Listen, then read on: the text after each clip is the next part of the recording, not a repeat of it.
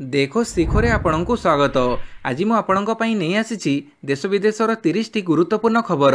आपणଙ୍କୁ अनुरोध भिडियोटी को संपूर्ण देखिए। भल लगिले यहाकु लाइक और शेयर निश्चय करिवे। नंबर 1 सीपी राधाकृष्णन भारतर नुआ उपराष्ट्रपति। जातीय गणतांत्रिक मेंट एनडीए प्रार्थी सीपी राधाकृष्णन देशर उपराष्ट्रपति भाव निर्वाचित होइछंती। मंगलवार अनुष्ठित मतदान रे से इंडिया मेंटर प्रार्थी बी सुदर्शन रेड्डी को पराजित करी विजयी होइछंती। मतदान रे मोट 769 सांसद भोट देइथिले। 98.2% मतदान होइथिला। सेथिमध्यरु राधाकृष्णन को 452 भोट मिलिथिबा बेले सुदर्शन को 300 भोट मिलिथिला। राज्यसभा महासचिव निर्वाचन फलाफल घोषणा करिछंती। नंबर 2 आसिला नुआ ईवी पॉलिसी।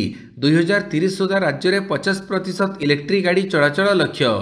मोहन माझी सरकार राज्य में इलेक्ट्रिक गाड़ी चलाचल को गुरुत्व देउछंती। 2030 मसीहा शेष सुधा राज्य में 50% गाड़ी चलाचल करने को लक्ष्य रखिछंती।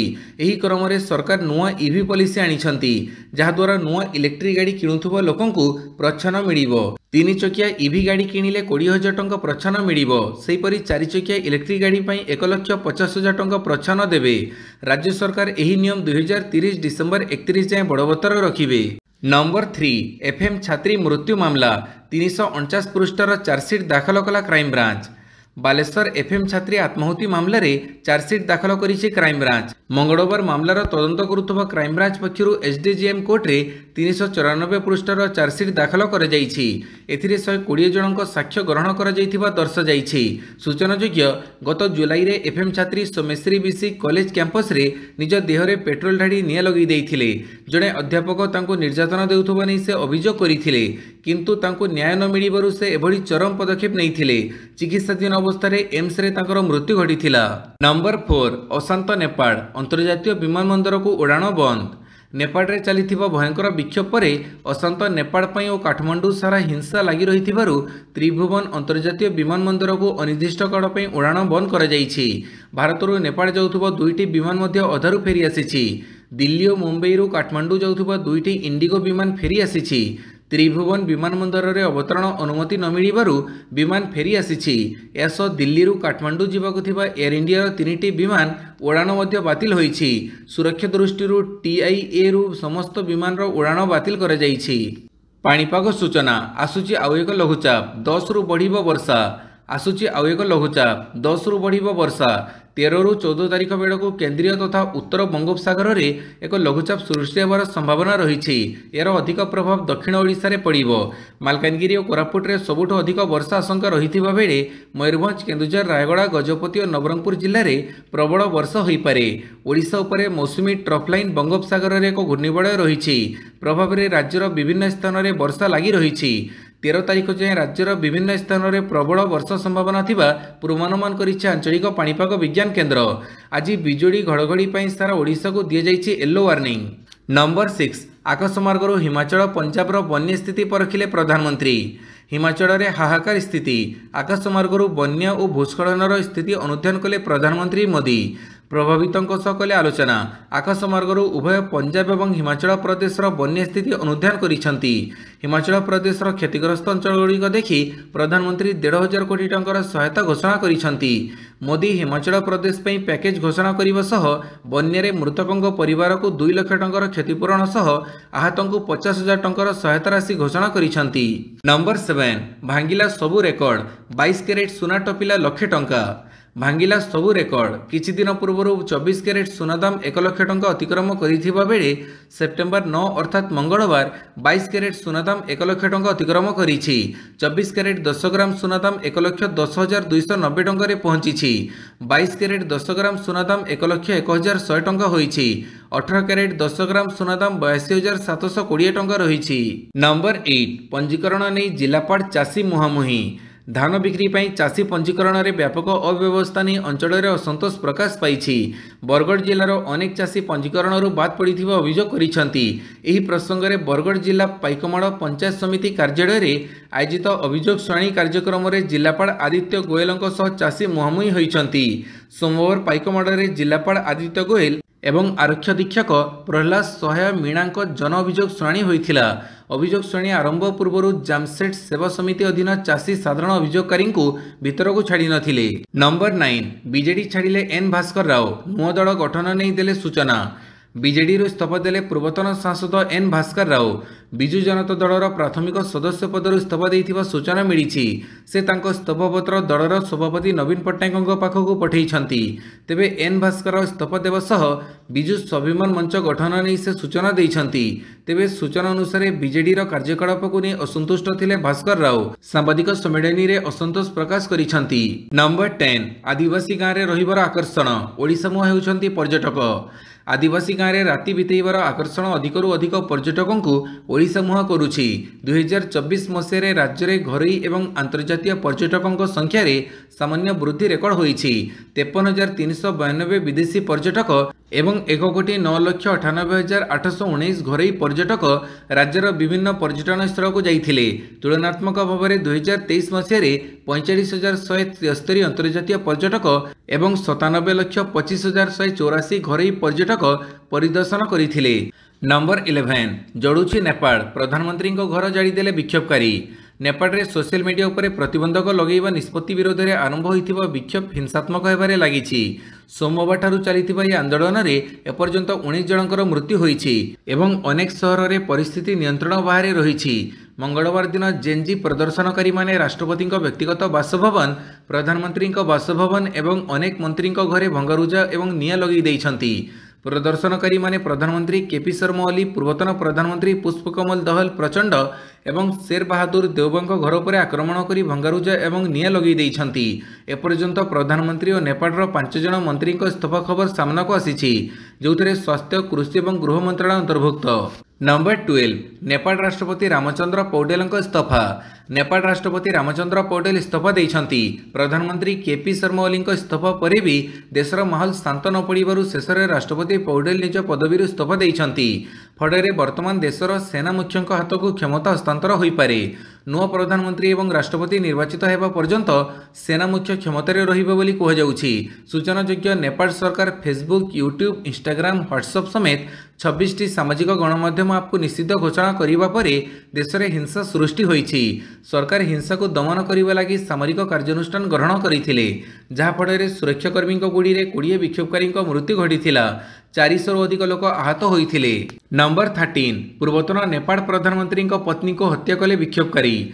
नेपाल में चलिथिबा विरोध प्रदर्शन मध्य एक दुखद खबर सामना को आसीछि। विक्षोभकारी एक दल देशर पूर्वतन प्रधानमंत्री झलनाथ खानलंग घर उपर आक्रमण करी निया लगई देइछंती। एही घटना रे खानलंग पत्नी राज्यलक्ष्मी चित्रकर को मध्य टार्गेट करा जाइथिला और तांको शरीर रे निया लगई दिया जाइथिला। से गुरुतर भाव में पड़ी जाई मृत्युवरण करथिले। नंबर 14 बैनरों को नहीं उष्म भद्रक कॉलेज राजनीति पुलिस मुतयन। भद्रक स्वयंशासित महाविद्यालय छात्र राजनीति एवं उष्म होइछि। कॉलेज गेट्रे एक ग्रुप बैनर को नहीं दुई छात्र गोष्ठी मध्य मुहांमुही परिस्थिति को नहीं अशांत परिवेश देखा जाइछि। गत 3 दिन हेलाणी एही बैनर लगा घटना को नहीं कॉलेज फाटक आगे छात्र छात्री माने परस्पर मध्य वाद विवाद लगिबा सह या खोलिबा और पुणी लगेबा भली टणाटरा परिस्थिति सृष्टि होइछि। गोटे गोष्ठी कॉलेज आगे धारणा दे जिबा परे अन्य एक गोष्ठी पुणी आसी धारणा दे प्रतिवाद करिबा भली परिस्थिति सृष्टि होइछि। नंबर 15 नेपाल रे भारतीयों एडवाइजरी जारी सतर्क रहिबाकु मिलिला परामर्श। नेपाल रे ओली सरकार विरोध में युवकों आक्रोश भाव थमिबार ना धरू नाही। एपरी खराब अवस्था भितर भारतीय वैदेशिक मंत्रालय नेपाल रे भारतीय मानक पई एक एडवाइजरी जारी करिछि। एमईए नेपाल रे थिबा भारतीयों को सतर्क रहिबाकु अनावश्यक यात्रा न करिबाकु और स्थानीय अधिकारी निर्देश मानिबाकु परामर्श देइछि। नंबर 16 टास्कफोर्स कमिटी जरिए 5T दुर्नीतिर तदंत दाबी कले सूचना अधिकार कर्मी। सूचना अधिकार कर्मी प्रकाश दास पूर्वतन मुख्यमंत्री बेआईन 5T अध्यक्ष नियुक्ति पांड्यन दंपति VRS एवं 5T रे 100 कोटी टंकार दुर्नीति संपर्क में एक प्रेस वार्ता जरिए सूचना देइछंती। से कहिसंती वर्तमान सूचना अधिकार आईन रे मिलिथिबा तथ्य अनुसार 5T अध्यक्ष को तत्कालीन मुख्यमंत्री नवीन पट्टनायक नियुक्ति देइथिले। फाइल नोटिंग रे नवीन पट्टनायक दस्तखत रही किंतु 5T अध्यक्ष पांडियन कैबिनेट स्टाटस पाइबाकु नहीं कैबिनेट मंजूरीर कौन तथ्य सरकार पाखरे नाही बोली दर्शाई कहा इंगित और क्यों स्वार्थ पूर्वतन मुख्यमंत्री एभली बेआईन भाव 5T अध्यक्ष नियुक्ति देले ता तदंत सापेक्ष। नंबर 17 श्री जगन्नाथ अमृत मणोही जमी मामला उच्छेद प्रक्रिया हाइकोर्ट रे कायम। अमृत मोहनी संपत्ति श्री जगन्नाथंकर 50 वर्षर अधिक समय धरी एपरी जमीर दखल करथिले मध्य बेआईन जबरदखलकारी नारे एहाकु कराଯାଇ परिबो नाही। एपरी दखल रे थिबा व्यक्ति भोटर परिचय पत्र आधार कार्ड राशन कार्ड विद्युत बिल हासिल करथिले मध्य अमृत मणोही जमी उपरे सेमानकर दखल अधिकृत नुहे। एही परिचय पत्र कार्ड इत्यादि नथिपत्र एपरी व्यक्ति निवास स्थान दर्शाई थाए जमी उपरे आईनगत अधिकार प्रदान करि न थाए बोली हाइकोर्ट कहिसंती। एथि सहित कटक सदर तहसील अंतर्गत हाटसाई मौजारे रहिथिबा श्री जगन्नाथंक अमृतमणोही संपत्ति को जबरदखल उच्छेद पाई जारी नोटिस विरोध में दायर 3टी मामला को हाइकोर्ट खारज करिसंती। नंबर 18 अस्थायी डंपिंग यार्ड रे नियम उल्लंघन संशोधन नहीं प्रदूषण बोर्डर निर्देश। वर्ज्यवस्तु परिचालना नियम उल्लंघन करिछि भुवनेश्वर महानगर निगम। गाड़कण स्थित अस्थायी डंपिंग यार्ड रे अनेक नियम आरंभ उल्लंघन कर तेणु यह संशोधन करने निर्देश देछि राज्य प्रदूषण नियंत्रण बोर्ड। स्थानीय लोकों अभियोग पर अस्थायी डंपिंग यार्ड समस्या तुटेइबा पई निजे प्रवेश करिछि प्रदूषण बोर्ड। नंबर 19 शुल्क प्रभाव रे जीडीपी 0.5% कमिबो। अमेरिका राष्ट्रपति डोनाल्ड ट्रंप भारत पर लगे 50% शुल्क प्रभाव रे देशर मोट घर उत्पाद बा जीडीपी 0.50% कम हेबो बोली मुख्य अर्थनैतिक उपदेष्टा भी अनंत नागेश्वरन आकलन करिसंती। एक साक्षात्कार से कहिसंती जे अमेरिका लगे टिकस चलित आर्थिक वर्ष पर्यंत रहिबो तार प्रभाव जीडीपी उपर 0.5% रु 0.6% मध्य रहिबो। जदि आसंता आर्थिक वर्ष पर्यंत शुल्क बजाय रहिबो तेबे अर्थनीति प्रति ताहा बड़ विपद सृष्टि करिबो बोली से कहिसंती। नंबर 20 रेवंतଙ୍କ विरोध में बीजेपी रो मानहानि मामला खारज कले सुप्रीमकोर्ट। 2024 लोकसभा निर्वाचन प्रचार समय रे तेलंगाना मुख्यमंत्री रेवंत रेड्डी देइथिबा टिप्पणी पई तांको विरोध में रुजु होइथिबा एक मानहानि मामला को निकटरे हाइकोर्ट रद्द करि देइथिले। तेबे तेलंगाना बीजेपी शाखा हाइकोर्टଙ୍କ राय को चैलेंज करी सुप्रीमकोर्ट जाइथिबा बेले सुप्रीमकोर्ट एहाको खारज करि देइछंती। प्रधान विचारपति बीआर गवई जस्टिस के विनोद चंद्रन एवं अतुल एस चंदुरकरଙ୍କ खंडपीठ कहिसंती राजनेता मानकर चमड़ा मोटा हेबा उचित। प्रधान विचारपति गवई कहिसंती जदि आपण जने टाणुआ राजनेता तेबे आपणकर एसबु सहिबा पई चर्म मोटा हेबा उचित। नंबर 21 निर्वाचन पाखी आसिले भांगी जीवो एनडीए मेंट कहिले पशुपति पारस। बिहार रे विधानसभा निर्वाचन लड़ीर आनुष्ठानिक घोषणा पूर्व राजनैतिक दलर प्रतिनिधि मानक मंतव्य परिवेश को उष्म कर एबे चिराग पासवान चाचा पशुपति पारस दाबी करिसंती जे बिहार निर्वाचन आसीबा बेलको एनडीए भांगी जाइथिबो। तांकर एभली मंतव्य एनडीए समर्थकों निद होजई देइछि।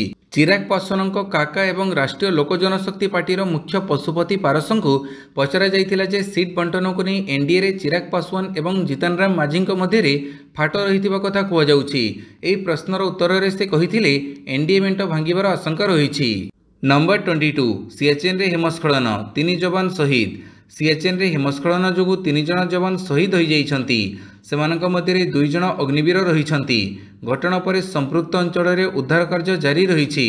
नियंत्रण रेखार उत्तरांचल में अवस्थित सीएचएन ग्लासियर रे अनेक समय हिमस्खलन घटुवा नजर रही। नंबर 23 ओडिशा रे निशा कारबार कोलकाता ब्राउन सुगर दुबई आसुची मारिजुआना। विदेश भुवनेश्वर को माफिया जरिए नुआ नुआ निशाद्रव्य आसुची। Brown sugar marijuana LSD cocaine भड़ी विभिन्न राज्य और विदेश आमदानी होउछि। भारत बांग्लादेश सीमार कोलकाता मुर्शिदाबाद लालगोला नदिया एवं बर्धमान एवं Malda Myanmar Manipur brown sugar आसुछि। गंजेई थाईलैंड बैंकॉक एवं मालेशिया कोलालमपुर आसुछि। दुबई रे रही राकेट परिचालना करुछि माफिया। ओडिशारू प्रथम थर लगी जबत होइथिबा कोकेन और सिंथेटिक ड्रग्स एलएसडी कारबार पछरे दिल्ली निशा माफिया संपृक्ति रही। अनुरूप भाव ओडिशा रे गंजेई चाष लगी विदेश रे रही माफिया टंका देउछंती। नंबर 24 एम्स रे प्रथम थर भ्रूण दान ପାଞ୍ଚ ମାସର ଭ୍ରୂଣ ଦାନ କଲେ ଜୈନ ଦମ୍ପତି। ଦିଲ୍ଲୀ ପିତମପୁରର ଆଶିଷ ଏବଂ ବନ୍ଦନା ନାମକ ଜଣେ ଜୈନ ଦମ୍ପତି ସେମାନଙ୍କ 5 ମାସର ଭ୍ରୂଣକୁ ଦିଲ୍ଲୀ ଏମ୍ସକୁ ଦାନ କରିଛନ୍ତି। ବନ୍ଦନାଙ୍କର ରୁଟିନ୍ ଚେକଅପ୍ ସମୟରେ ତାଙ୍କ ଗର୍ଭସ୍ଥ ଶିଶୁର ହୃଦସ୍ପନ୍ଦନ ଚାଲୁନଥିବା ଜଣାପଡ଼ିବା ପରେ ବନ୍ଦନା ଏବଂ ତାଙ୍କ ସ୍ୱାମୀ ଭ୍ରୂଣ ଦାନ କରିବାକୁ ଚାହିଁଥିଲେ। ଏଭଳି ଦୁଃଖ ସମୟରେ ଉକ୍ତ ଦମ୍ପତି ସମ୍ପୂର୍ଣ୍ଣ ଭାଙ୍ଗି ପଡ଼ିଥିଲେ ବି ସେମାନଙ୍କର ଏହି କାର୍ଯ୍ୟ ସମାଜ ପାଇଁ ଏକ ପ୍ରେରଣା।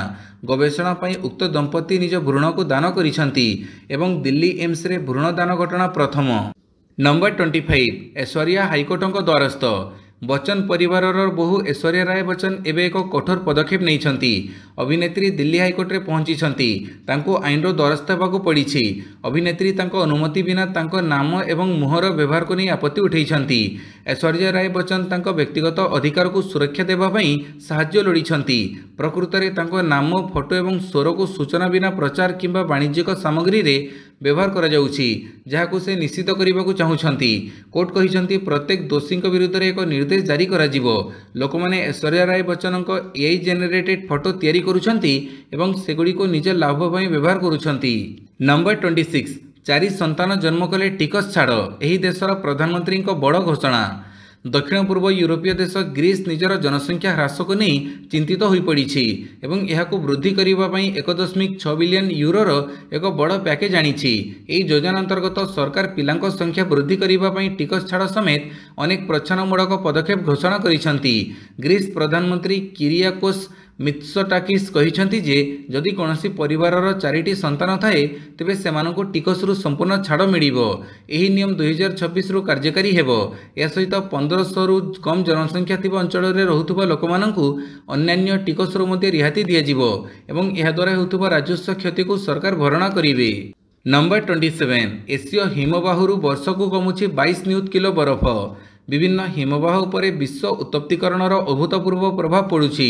ଏସୀୟର ହିମବାହଗୁଡ଼ିକ ପ୍ରତି ବର୍ଷ 22 ନିୟୁତ କିଲୋଗ୍ରାମରୁ ଅଧିକ ପରିମାଣର ବରଫ ହରାଉଛନ୍ତି ଏବଂ ଦକ୍ଷିଣ ଏସିଆରେ ଋତୁକାଳୀନ ବର୍ଷା ଓ ତୁଷାରପାତ ଢାଞ୍ଚାରେ ପରିବର୍ତ୍ତନ ଦ୍ୱାରା ହିମବାହ ତରଳିବା ତ୍ୱରାନ୍ୱିତ ହେଉଛି ବୋଲି ୟୁଟା ବିଶ୍ୱବିଦ୍ୟାଳୟର ଗବେଷକମାନେ ସ୍ପଷ୍ଟ କରିଛନ୍ତି।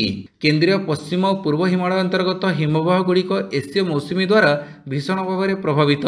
ଯଦି ମୌସୁମୀର ସମୟ ଓ ତୀବ୍ରତା ପରିବର୍ତ୍ତନ ଜାରି ରହେ ତେବେ ବରଫ କ୍ଷୟ ତ୍ୱରାନ୍ୱିତ ହେବା ସହ ନିମ୍ନ ଅବବାହିକାରେ ବସବାସ କରୁଥିବା ଲୋକଙ୍କ ପାଇଁ ଜଳ ଉପଲବ୍ଧତା ବିପଦରେ ପଡ଼ିବ। ହିମବାହ ତରଳିବା ଦ୍ୱାରା ନଦୀଗୁଡ଼ିକର ଗତିପଥରେ ପରିବର୍ତ୍ତନ ଘଟି ସେହି ଅଞ୍ଚଳରେ ରହୁଥିବା ଲୋକଙ୍କୁ ସିଧାସଳଖ ପ୍ରଭାବିତ କରିବ। ନମ୍ବର 28 ଭାରତ 12-0ରେ ସିଙ୍ଗାପୁରକୁ ହରାଇଲା। ନବନୀତ ମମତାଜଙ୍କ ହ୍ୟାଟ୍ରିକ୍। ମହିଳା ଏସୀୟ କପ୍ ହକିରେ ଭାରତ 2 ପ୍ରତିଭାବାନ ତାରକା ନବନୀତ କୌର ଓ ମୁମତାଜ ଖାନଙ୍କ ହ୍ୟାଟ୍ରିକ୍ ଗୋଲ୍ ବଳରେ ସିଙ୍ଗାପୁରକୁ 12-0ର ବଡ଼ ବ୍ୟବଧାନରେ ପରାସ୍ତ କରିଛି। ଅନ୍ୟମାନଙ୍କ ମଧ୍ୟରେ ନେହା 2ଟି ଏବଂ ଲାଲରେମସିୟାମି, ଶର୍ମିଲା ଦେବୀ ଓ ଋତୁଜା ପିସାଲ ଗୋଟିଏ ଲେଖାଏଁ ଗୋଲ୍ ଦେଇଥିଲେ। ଏହା ପୂର୍ବରୁ ବିଶ୍ୱମାନ୍ୟତାର 10ମ ସ୍ଥାନରେ ଥିବା ଭାରତ ନିଜ ପ୍ରଥମ ମ୍ୟାଚରେ ଥାଇଲାଣ୍ଡକୁ 11-0ରେ ପରାସ୍ତ କରିବା ପରେ ଜାପାନ ବିପକ୍ଷ ମୁକାବିଲାକୁ 2-2ରେ ଅମୀମାଂସିତ ରଖିଥିଲା। 2ଟି ବଡ଼ ବିଜୟ ଏବଂ ଗୋଟିଏ ମ୍ୟାଚକୁ ଅମୀମାଂସିତ ରଖିବା ପରେ ଭାରତ ପୁଲ୍ ବି ଟପର ଭାବେ ସୁପର 4କୁ ଯାଇଛି। ନମ୍ବର 29 ଟ୍ୟୁନିସିଆ ଖେଳିବ ଫୁଟବଲ ବିଶ୍ୱକପ୍। ଟ୍ୟୁନିସିଆ ଫିଫା ବିଶ୍ୱକପ୍ ପାଇଁ ଯୋଗ୍ୟତା ହାସଲ କରିଛି। ସୋମବାର ଅନୁଷ୍ଠିତ ଏକ ଯୋଗ୍ୟତା ପର୍ଯ୍ୟାୟ ମ୍ୟାଚରେ ଦଳ ଇକ୍ୱେଟୋରିଆଲ ଗିନିକୁ 1-0 ଗୋଲରେ ପରାସ୍ତ କରିଛି। ନମ୍ବର 30 ଟ୍ରଫି ସହ ଶୀର୍ଷରେ ଅଲକାରାଜ। ଅଲକାରାଜଙ୍କ ଷଷ୍ଠ ଗ୍ରାଣ୍ଡସ୍ଲାମ୍ ଟ୍ରଫି ବିଜୟ। ବିଶ୍ୱ ଟେନିସର ନୂଆ ନାୟକ ସ୍ପେନ୍ର କାର୍ଲୋସ୍ ଆଲକାରାଜ US ଓପନ୍ ପୁରୁଷ ଏକକ ଟ୍ରଫି ଜିତି ନେଇଛନ୍ତି। ଗତବର୍ଷ ବିଜେତା ତଥା ଶୀର୍ଷ ସିଡ୍ ଇଟାଲୀର ୟାନିକ୍ ସିନରଙ୍କୁ 6-2, 3-6, 6-1, 6-4 ସିଧାସଳଖ ସେଟ୍ରେ ଧରାଶାୟୀ କରି ଗୋଟିଏ ଗୁଡ଼ିରେ 2ଟି ଶିକାର କରିଛନ୍ତି। ସିନରଙ୍କଠାରୁ US ଓପନ୍ ଟ୍ରଫି ଛଡ଼େଇ ନେବା ସହ ATP ମାନ୍ୟତାର ଶୀର୍ଷରେ ତାଙ୍କର 65 ସପ୍ତାହ ରାଜୁତିରେ ରୋକ ଲଗାଇଛନ୍ତି। ସେଭଳି ନିଜ ଷଷ୍ଠ ଗ୍ରାଣ୍ଡସ୍ଲାମ୍ ବିଜୟ ସହ ବିଶ୍ୱ ମାନ୍ୟତାର 1 ନମ୍ବର ସ୍ଥାନ ଅଧିକାର କରି ଏହାକୁ ଆହୁରି ଅଭୁଲା ଓ ସ୍ମରଣୀୟ କରିଛନ୍ତି। ପୁଣି ସିନରଙ୍କ ବିପକ୍ଷରେ ନିଜ ଜୟ ପରାଜୟ ରେକର୍ଡକୁ 10-5କୁ ବଢ଼େଇଛନ୍ତି। ଭିଡ଼ିଓଟିକୁ ସମ୍ପୂର୍ଣ୍ଣ ଦେଖିଥିବାରୁ ବହୁତ ବହୁତ ଧନ୍ୟବାଦ।